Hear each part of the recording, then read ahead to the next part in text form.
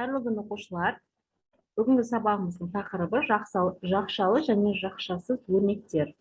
Бұл сабақта сен жақшалы және жақшасыз өрнектерді амалдарды орындауды үйренетін боласың. Бірінші мысалды қарап, адамгершілік құндылықтарының бірін танитын боламыз. Ол үшін есептердің мәнін табуымыз керек. 10-ға 6 қоссақ 16, 7-ге 3 қоссақ 10, 10-нан 9 алсақ 1-ге тең, тең 1. 16-ға Т деп жазып қояйық. Жерге К. Мәні 1 болғанға Қ деп жазып қояйық. Келесі есеп. 10-ға 8 қосамыз. 18, 18-ден 4 алам, 14 болады. Мәні 14 болатын. Яшыққа барып, Е деп жазып қоямыз. Е. 18-ден 2 аламын. 16, 16-дан 6 алам, 10 болады. 10-ға барып, Р деп жазып қоямыз. Рге Р деп жазамыз. 16-дан 10-дасақ, мәні 6-ға тең болады. 6-ға апарып, О деп жазамыз. Келесі, 17-ден 5 алсақ, 12-ге тең. Ол жерге апарып, 5 деп жазамыз. 12-ге апарып, М деп жазамыз. Сонда бізде құрмет деген құнды адамгершілік құндылықтардың бірін білдіретін құрмет деген сөз шықты. Келесі есеп. Өрнектерді қалай оқиды, мәндерін қалай салыстырады дейді. 16 азайтылған 2 қосылған 3. Және 16 азайтылған 2 жақшаның ішіне 2 қосылған 3. Жалпы балдар жақшалы және жақшасыз өрнектерді қалай шығарамыз дегенде, бұл жерде ең бірінші орындалатын жақшаның іші. Бірінші мына амал орындалады, екінші мына амал орындалады. Яғни 16-дан 2-ні аламыз. Қандай есеп болсын, бірінші жақшаның ішін орындап аламыз. 16-дан 2 аламыз, 14 болады. 14-қа 3-ті қосамыз, 17 болады. Келесі, жақшаның ішін орындаймыз. 2-ге 3 қосамыз, 5. 16-дан 5 аламыз, 11 болады.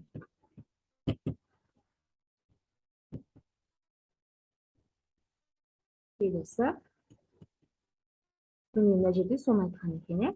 16 азайту 2 қосылған 3 жазуында алдымен 16-дан 2-ні азайтамыз, содан шыққан санды 3-ті қосамыз. Міндетті түрде бірінші жақшаның ішін орындаймыз. Бұндағы міне қызыл былай тұрғанда бұлар белгі жақша деп аталады. Міне мынаның мәнін тауып қойдық. 2-ге 3-ті қостық, 5 болды. 16-дан 5-ті алдық, мәні 11-ге тең болды.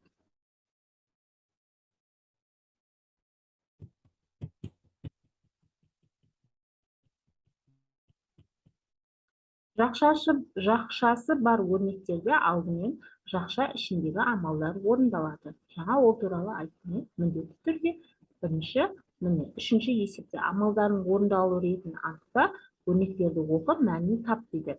Міне бірінші жақшаның іші орындалды. 5-ге 1 қостық, 6 болды. 10-нан 6 аламыз, тең қанша болады? 4 болады. Келесін амалдарды орындайық. Бірінші жақшаның ішін орындаймыз. Екінші, мына минус амалын орындаймыз. Азайту амалын. 50-ге 20 қосамыз, 70 болады. 70-тен 60 аламыз, 10 болады. Келесі, 10-нан 3 аламыз, 7 болады. Мына жақшаның ішінен 7 шығады. 9-дан 7 алам, тең 2 болады. Келесі, 8-ге 1 қосамын, 9 болады. 10-нан 9 алам, 1 болады.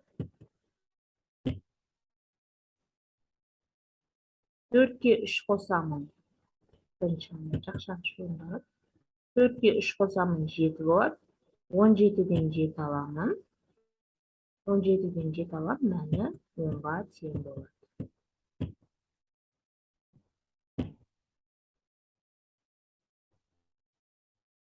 Төртінші тапсырма. Мынандай белгілердің орнына дейді, тиісті амалдарды қойып, мәні 4 болатындай етіп шығар дейді.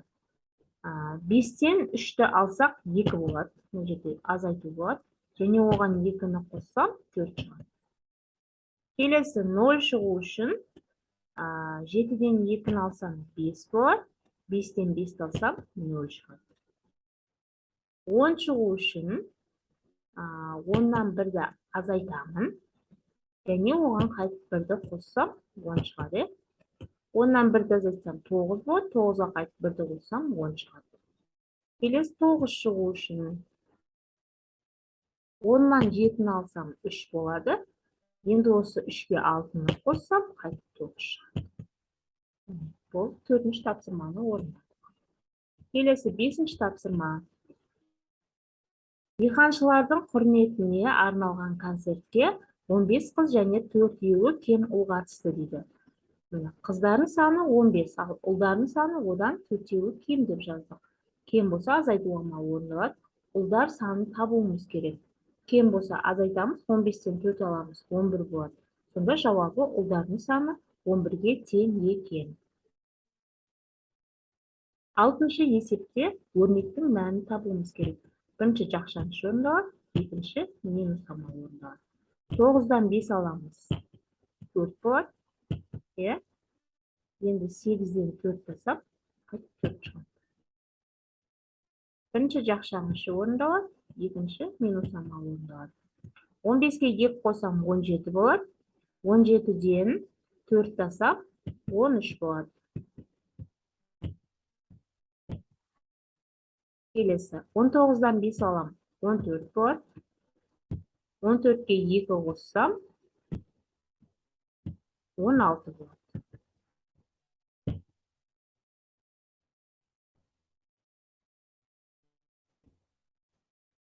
Жетінші амал заңдылықты тауып дейді, бос яшықтарды толтыр дейді.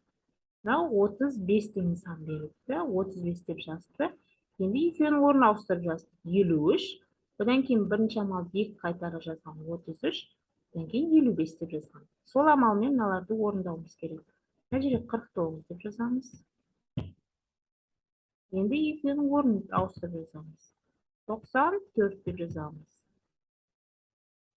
Келесі 44 деп жазамыз. Және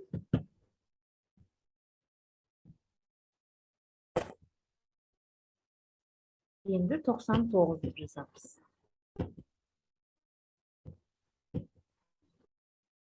Келесі, мына жерде 7, мына жаққа 5 деп жазамыз.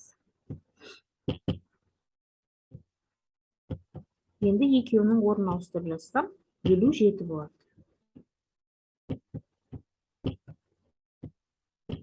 Енді мына 10-тықта тұрған санды 2 рет жазамыз. Ол бізде 7-ден басып жазады.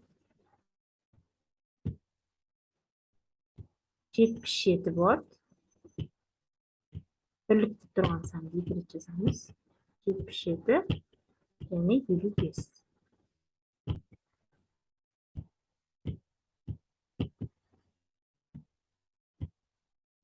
Сонымен балдар, бүгінгі сабағымыз осымен соңына жетті.